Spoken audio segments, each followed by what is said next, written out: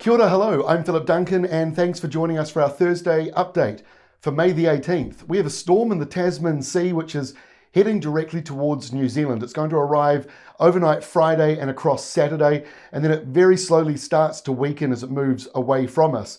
So we've got a burst of wind and rain as we go through the next 24 hours, and then another burst of wind at the end of the system as it moves away. So let's have a look on the animated map. Now, the other day it was just a little dot. Now it's looking pretty large. Plenty of room to grow with two big high pressure systems, one well out to the west and the other one well out to the east. So this storm is going to get larger and the air pressure in the middle is going to drop and get deeper, which makes the storm windier and a little more unstable. So we've got a surge of windy, mild northeasterlies ahead of the low. That's the first surge of wind. It starts tonight and eases on Friday. And then we get the next surge behind it, the windy change at the back, which you'll see for some places will be southerly and for others it'll be a westerly. So here we are this evening, 9 o'clock this evening. Those warm subtropical winds, they're coming down across most of the country, especially the North Island and the Upper South Island. The rain pretty much around Northland, but you will see either a mixture of patchy rain or showers moving into Auckland and Coromandel Peninsula, and those northeast winds they pick up, they'll be strongest with that burst of rain. So that'll be some point overnight. Air pressure 981 over here in Australia, southerlies blowing up your eastern coastline. By noon Friday, the storm's probably going to be at its deepest on Friday morning, and then it starts to weaken a little bit. But 977, that's very deep for that location. Now that means that the winds will be stronger around the center. So the worst of the winds on this map at lunchtime Friday just happened to actually be nicely kept out at sea, the worst of the winds. It'll still be windy in some places around the country, but the damaging winds are basically from my hand all the way to the center. So the worst winds are out here.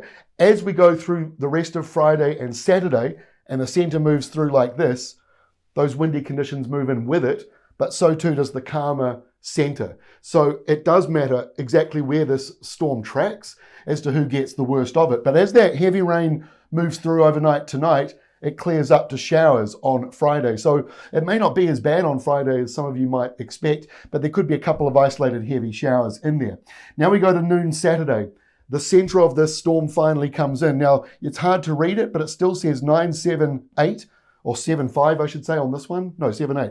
978 on this one. The other one that we looked at said 979 and 983. So basically different models are showing it in different places at noon on Saturday, but it's somewhere in central New Zealand in this area. Now, that doesn't matter so much because the most important thing on Saturday will be the windy conditions to the north of the center. So there'll be a burst of heavy rain around the center, but then the strongest winds will spread out from it, most likely northwards because there's high pressure up here, puts a bit more squeeze on. So those winds are going to be pretty strong, gale force all the way across the North Island on Saturday. And then by midnight Saturday, the worst of those winds move out to sea and a southwest change blows through Auckland. So still windy in that area there around Auckland, coastal parts of Waikato, Western Bay of Plenty, Coromandel Peninsula, especially windy with that setup. Elsewhere, southerlies coming through, a little bit of wet weather in the South Island, but nothing too major. And then we go to Sunday and it finally moves away. And now we've got classic autumn sou'westers blowing around the country and around the southeastern corner of Australia. Basically from Adelaide all the way over to New Zealand is that big windy sou'wester between the incoming high and the outgoing low.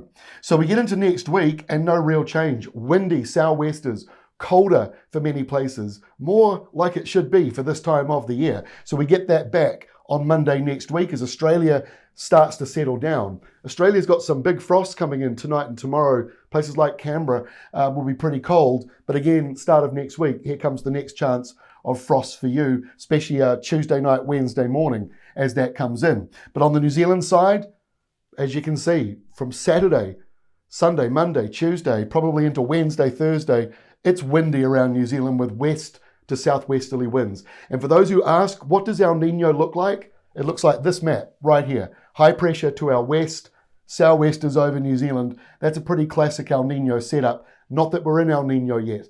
The atmosphere is showing a very little sign of it, but the sea conditions are changing. So we do expect to see more of a setup like this as we go through the rest of this year.